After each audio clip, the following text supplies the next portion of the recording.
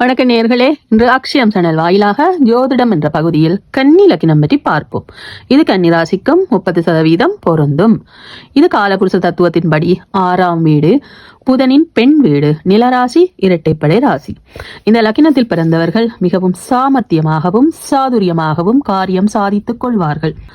இவர்கள் மிகவும் புத்திசாலிகள். யார் பேச்சையும் ஏற்க மாட்டார்கள். எந்த விஷயத்திலும் சிக்கிக் கொள்ளாமல் தப்பித்துக் கொள்வார்கள். வளைந்து கொடுப்பார்கள். கற்பனை சக்தி அதிகம் இருக்கும்.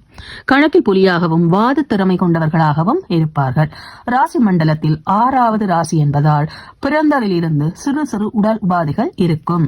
கடன், நோய், வழக்கு ஏதாவது ஒன்று இருக்கும். மேலும் கீழுமாகவே இவர்கள் வாழ்க்கை இருக்கும். கற்பனை திறன் அதிகம் இருக்கும். இவர்கள் ஒரு நடுநிலையாளர்கள். இங்காலம் இல்லாம அங்காலம் இல்லாம ஒரு நடுநிலையாளர்களாகவே இருப்பார்கள்.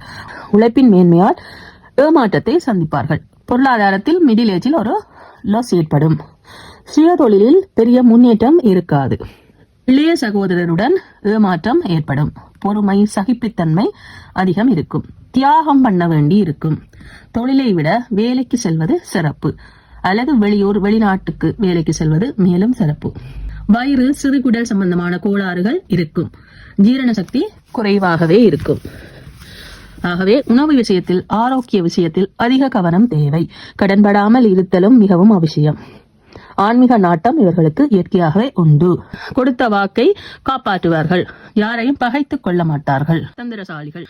உள்ளூரில் அல்லது உறவில் திருமணம் உண்டு. இவர்கள் திருமணம் ஜென்ம ஜென்மமாய் தொடரும் பந்தம் என்பார்கள். திருமணத்தின் பின் பொருளாதார முன்னேற்றம் உண்டு. ஆனால் தாயா தாரமா என்ற பிரச்சனை இவர்களுக்கு உண்டு.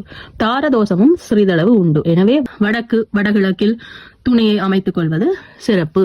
உங்களை விட படித்த அறிவாளியான துணையே ஏற்படும். எதிர்ப்பாளினருடன் கவனம் அவசியம்.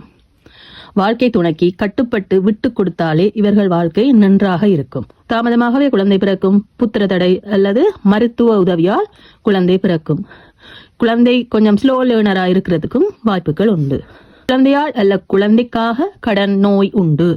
பிரயாணங்கள் அதிகம் செய்வார்கள். திட்டமிடாத பிரயாணங்களே அதிகம் ஏற்படும்.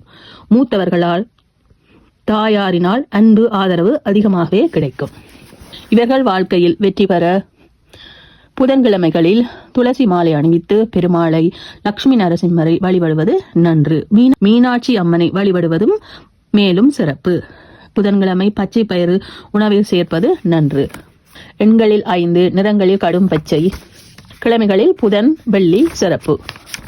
அத்துடன் உங்கள் உடல் உழைப்பை மற்றவர்களுக்கு கொடுப்பது நன்று.